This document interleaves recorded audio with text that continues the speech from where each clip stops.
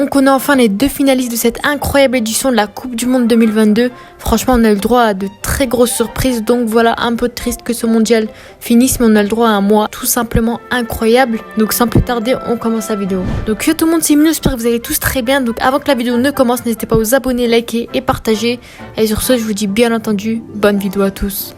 Donc on va déjà parler du contexte des 2 équipes. Donc on sait déjà les finalistes. Donc ça s'annoncera l'Argentine de Lionel Messi qui était tout simplement impressionnant dans cette Coupe du Monde contre l'équipe de France d'Antoine Griezmann, de Mbappé ou encore de Giroud. Donc pour commencer, l'Argentine a affronté la Croatie en demi-finale avec une victoire 3-0.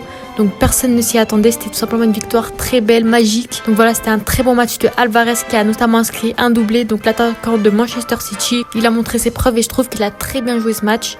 Et Lionel Messi, tout simplement grotesque, avec un but et une passe décisive. Donc c'est tout simplement impressionnant. L'Argentine, elle a juste dominé ce match et a mis KO la Croatie dès la première mi-temps avec un 2-0. Premier but de Messi sur penalty et un but de Julián Alvarez. Donc voilà, franchement, c'était du très beau jeu du côté de l'Argentine. Malheureusement, la Croatie, on les a vus un petit peu fatigués, moins en forme et moins bons que d'habitude. Donc voilà, la Croatie, ce match a été juste inférieur aux Argentins et sont éliminés de ce tournoi. Donc voilà, il y aura un match Maroc-Croatie samedi à 16h où on verra le vainqueur de la 3e place de cette Coupe du Monde. Et ensuite, on a France contre le Maroc qui ont joué avec une victoire 2-0 de l'équipe de France. Donc voilà, on a une impressionnante équipe du Maroc dans cette Coupe du Monde. Malheureusement, leur parcours il s'arrête ici. Mais bon, je trouve qu'ils ont vraiment... ils ont déjà marqué l'histoire du Maroc, l'histoire de l'Afrique en Coupe du Monde. Donc voilà, c'est juste impressionnant. Mais la France a été supérieure encore une fois, même s'il y a eu des problèmes d'arbitrage, etc. D'ailleurs, le Maroc a porté plainte contre les arbitres de cette rencontre. Donc c'est pas le sujet de cette vidéo, mais juste pour vous tenir au courant. Et on a le droit à un premier but de Théo Hernandez sur un magnifique but, son premier but de cette Coupe du Monde, donc qui était juste impressionnant aussi dans ce match. Et ensuite, en fin de match, Kolo Muani qui est rentré en jeu et il a réussi à marquer directement. Donc voilà, c'était aussi son premier but avec l'équipe de France. Donc c'était juste aussi magique ce match. Et encore une fois en finale de Coupe du Monde. Donc voilà, la dernière édition c'était contre la Croatie, maintenant c'est contre l'Argentine. Je pense maintenant que l'Argentine a une revanche à prendre. Eux qui ont été éliminés en quart de finale, il me semble, en 2018, 4-3. Un très très gros match d'ailleurs contre l'équipe de France. Donc je pense que Messi là il se donnera à fond. L'équipe d'Argentine se donnera à fond aussi. Surtout pour Lionel Messi. Parce que lui qui n'a pas encore gagné cette Coupe du Monde, c'est le seul trophée qui lui manque. Donc je pense qu'il sera à fond, déjà qu'il est juste impressionnant dans cette Coupe du Monde. Mais je pense que ce sera vraiment un très très gros match. On aura un duel Kylian Mbappé contre Lionel Messi, les 2 coéquipiers du PSG. Mais je pense que vraiment les 2 équipes elles peuvent le faire. Le point fort de l'Argentine, c'est leur offensive principalement. Et le point fort de l'équipe de France, ils sont très bons défensivement, notamment avec un Ibrahima Konaté qui peut être très bon, qui a très bien joué depuis ce début de Coupe du Monde.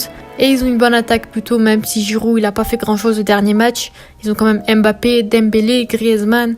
On a d'ailleurs Griezmann qui peut jouer tous les postes, il a comblé le manque des joueurs blessés. Il peut jouer défensivement comme on l'a vu au dernier match, comme offensivement, comme au milieu. Il peut jouer de partout, limite on peut le mettre gardien en prochain match. Sinon sérieusement, je pense que l'équipe de France ils peuvent le faire, ils peuvent remporter leur 3e étoile. Et d'un côté, j'ai une petite envie que Lionel Messi aussi. Franchement, je serais pas vraiment triste si la France elle perd ce match, puisque ce sera une victoire de plus pour Lionel Messi, un trophée de plus, surtout le plus grand trophée au monde dans le football. Mais bien sûr, je suis pour mon pays. On fait les choix du cœur, donc voilà, je suis pour l'équipe de France. J'espère qu'ils remporteront cette Coupe du Monde et qu'ils ramèneront cette 3e étoile. Sinon, on a eu Hugo Lloris qui était juste impressionnant aussi dans cette Coupe du Monde. Il fait pas les mêmes performances qu'à Tottenham.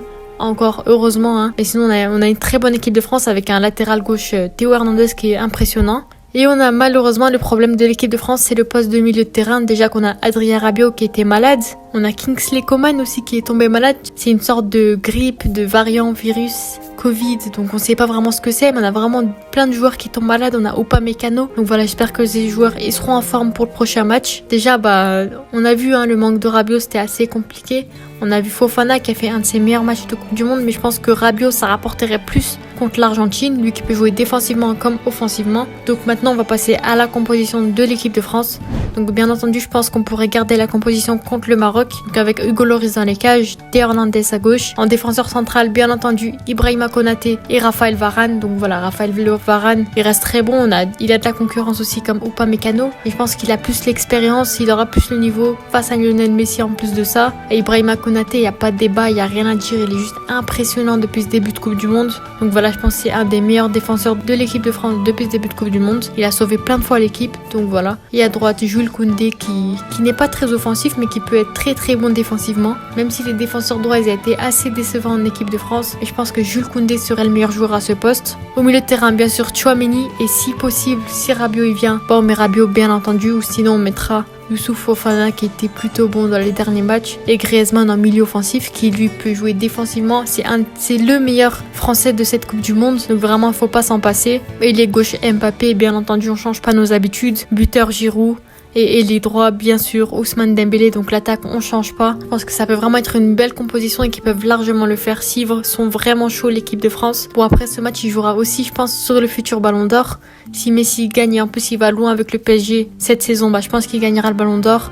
Idem pour Mbappé, s'il va loin et gagne cette Coupe du Monde, je pense qu'il gagnera ce Ballon d'Or. Franchement, ça me ferait plaisir que Mbappé gagne ce Ballon d'Or cette année. Après un Français de l'année dernière, Benzema, cette année, pourquoi pas Mbappé aussi. Donc voilà, j'espère qu'ils marqueront l'histoire, qu'ils marqueront des buts.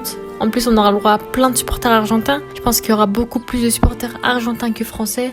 Comme on l'a vu contre le Maroc avec plus de 45 000 supporters marocains et plus de 4 000 supporters français. Donc voilà, je pense vraiment que ce match, il est vraiment faisable. Didier Deschamps, il adoptera peut-être une nouvelle stratégie, on sait pas.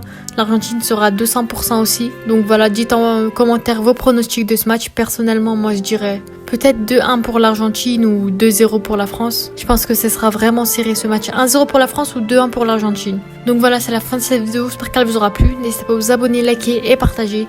C'était Minou. Ciao.